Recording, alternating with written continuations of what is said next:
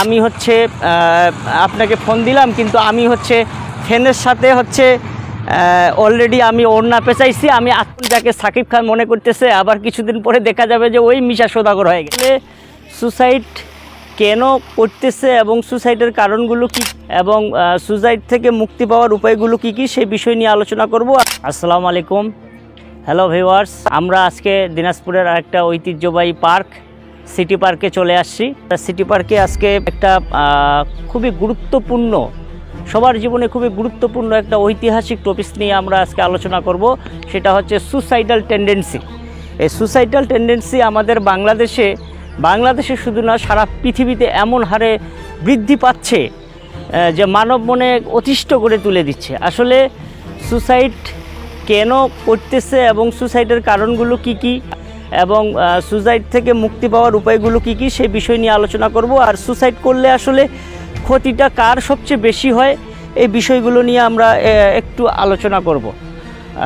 শুধু দর্শক মণ্ডলী, আমি যেহেতু সাইকোলজিস্ট, আমি মানুষের মনস্তাত্ত্বিক বিষয়গুলো নিয়ে আলোচনা করি।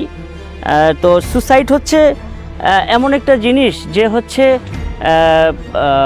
কেউ যদি সুসাইড করে তাহলে সে হচ্ছে পৃথিবীতেও মানুষ তাকে ভালোভাবে মূল্যায়ন করে না, এবং পরকালে তো তার একটা শাস্তি আছে। এটা বিভিন্ন হিন্দু, খ্রিস্টান, মুসলিম, বৌদ্ধ, যে কোনো ধর্মেই যাক না কেন, সুসাইডটাকে মানুষ কোনোভাবেই সেটাকে অ্যাকসেপ্ট করে না।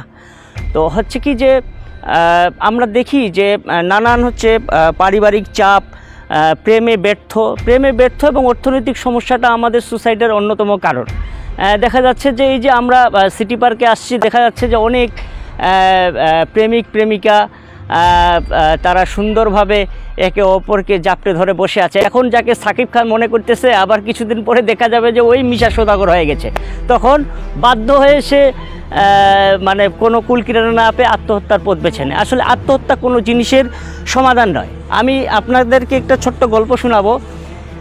বেশ কিছুদিন আগে আমার এক ছাত্রী আমাকে ফোন করলো, রাত্রে ঠিক একদম 11:30টার দিকে। বলল যে স্যার, আমি হচ্ছে আপনাকে ফোন দিলাম, কিন্তু আমি হচ্ছে ফ্যানের সাথে হচ্ছে অলরেডি আমি ওড়না পেঁচাইছি, আমি আত্মহত্যা করব। কেন জানি আমার মনটা চাইলো আপনাকে একটা ফোন দেই।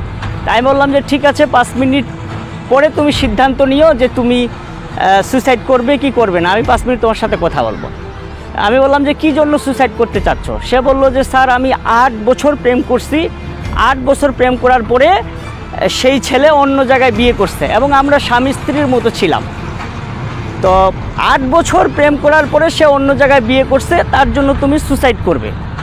আমি তাকে বললাম যে, আমি সিম্পলভাবে তাকে বললাম যে দেখো, যে 8 বছর তোমার সাথে চলাফেরা করছে, 8 বছর সে তোমার সাথে প্রেম করছে, সে তারপরে সে অন্য জায়গায় বিয়ে করতেছে, তার মানে ও চিটার, ও লম্পট, ও ফাঁকিবাজ। আরে ও তো তোমার 1 ফোঁটা চোখের পানির যোগ্য না যে তুমি ওর জন্য 1 ফোঁটা চোখের পানি ফেলতেছো। তো এটার যোগ্য না, তুই তার জন্য আত্মহত্যা করবে। আত্মহত্যা করে তুমি কি এরকম ইতিহাস তৈরি করবে? তুমি আত্মহত্যা করলে তো ও খুশি হবে, বরং ও পরের দিনে বলবে যে আমার আপদ কেটে গেছে। বরং এমন কিছু করে দেখাও যে জীবনে প্রতিষ্ঠিত হও, যাতে ও আফসোস করে যে তোমাকে ও বিয়ে করতে না পেরে ও যেন আফসোস করে। তো মূলত হচ্ছে যে সেই মেয়ে আমি দেখছি যে পরবর্তীতে বিসিএস করছে, এবং সে বিসিএস করে এখন সে প্রশাসনিক কাজে দেশের বিভিন্ন উন্নয়নে সে ভূমিকা রাখতেছে। এখন সে বলে যে স্যার, ওই সিদ্ধান্তটা, ওই স্পিচটা আমার জন্য জীবনের মোড় ঘুরিয়ে দিছে। তো যাই হোক, আত্মহত্যা করলে মূলত যারা তার আপনজন তারাই শুধু কষ্ট পায়, অন্যরা কিন্তু কষ্ট পায় না। বিশেষ করে বাবা মা, আত্মীয় স্বজন, শুভাকাঙ্ক্ষী, হিতাকাঙ্ক্ষী, কষ্টটা কিন্তু তাদেরই হয়। আর পরকালেও কিন্তু এটা একটা কঠিন খারাপ দিক আর কি। তো আত্মহত্যা আসলে কোনো জিনিসের সমাধান না। যারা, আমি মনে করি যে এই জীবনটা সৃষ্টিকর্তার দেওয়া, এটাকে উপভোগ করুন। আপনার এই সমাজে হচ্ছে তুমি হচ্ছে কলঙ্কিত, বা এই সমাজে তোমাকে গ্রহণ করতেছে না, এই সমাজ তোমাকে মূল্যায়ন করতেছে না, তুমি আরেকটা সমাজে চলে যাও, অন্য জায়গায় চলে যাই, তুমি জীবনটাকে নতুনভাবে গুছাও। তবুও আত্মহত্যা এই জিনিসটা কখনো মাথায় নিয়ে আসবেন না, এবং বলবেনও না যে আমি আত্মহত্যা করব। আমরা ওই যে ঝগড়াঝাটি লাগলে, স্বামী স্ত্রী বা কারোর সাথে ঝগড়াঝাটি লাগলে আমরা মুখে বলে ফেলি যে আমি আত্মহত্যা করব, আমি সুসাইড করব। এই কথাটাও বলা যাবে না মুখে, এটা বলাটাই অপরাধ আমি মনে করি। আসলে মূলত আমি যেটা বললাম যে আত্মহত্যার কারণগুলো হচ্ছে বেশিরভাগ ক্ষেত্রে আমরা দেখি যে প্রেমে ব্যর্থ, অর্থনৈতিক সমস্যা, পারিবারিক কলহ, তারপরে হচ্ছে সিজোফ্রেনিয়া, ওসিডি ইত্যাদি কারণে কিন্তু ব্যক্তি আত্মহত্যার মতো সিদ্ধান্ত আসলে নিয়ে থাকে। তো আমি মনে করি যে আপনারা আত্মহত্যা এই জিনিসটা কখনোই মাথায় আনবেন না, বরং এই ধরনের যদি কোনো মানসিক গোলযোগ আপনার মধ্যে দেখা দেয়, মানসিক বিকৃতি যদি দেখা দেয়, আপনারা হচ্ছে ভালো দর্শনীয় স্থানগুলোতে যান বা অন্য একটা আপনি হচ্ছে অন্য যে কোনো সোসাইটিতে যাই, যে কোনো সমাজে যাই, আপনি নিজেকে ওইভাবে তৈরি করেন। হ্যাঁ, কেউ তোমাকে মূল্যায়ন করতেছে না, অবহেলা করতেছে, আপনি তার কাছ থেকে দূরে থাকেন। আমরা দেখছি যে এই যে আমাদের দেখা যায় যে আপনারা বিভিন্ন মডেল, আমাদের বাংলাদেশের গুরুত্বপূর্ণ মডেল দেখবেন যে ওদের স্ক্যান্ডাল বাইর হইলো, তারপরও দেখা যাচ্ছে যে ওরা কিন্তু সুন্দরভাবে পৃথিবীতে বেঁচে আছে এবং নিজেকে প্রতিষ্ঠিত করতেছে। তো আমরা বলি যে মানুষের জীবনে মানসিক চাপ, কষ্ট, দুঃখ, যন্ত্রণা, বেদনা এগুলো থাকবেই, এগুলো নিয়েই মানুষ। তবে আমি মনে করি মানসিক চাপটা ইজিলি অ্যাকসেপ্ট করে সুন্দরভাবে তোমার জীবনটাকে তোমাকে তৈরি করতে হবে। কোনো বাধাই যেন তোমাকে আক্রমণ না করতে পারে সেইভাবে করতে পারে। মানুষের জীবনে ছোটোখাটো ভুল ভ্রান্তি থাকতে পারে, ওই ভুল থেকে সংশোধন করে নিয়ে সামনের দিকে এগিয়ে যেতে হবে।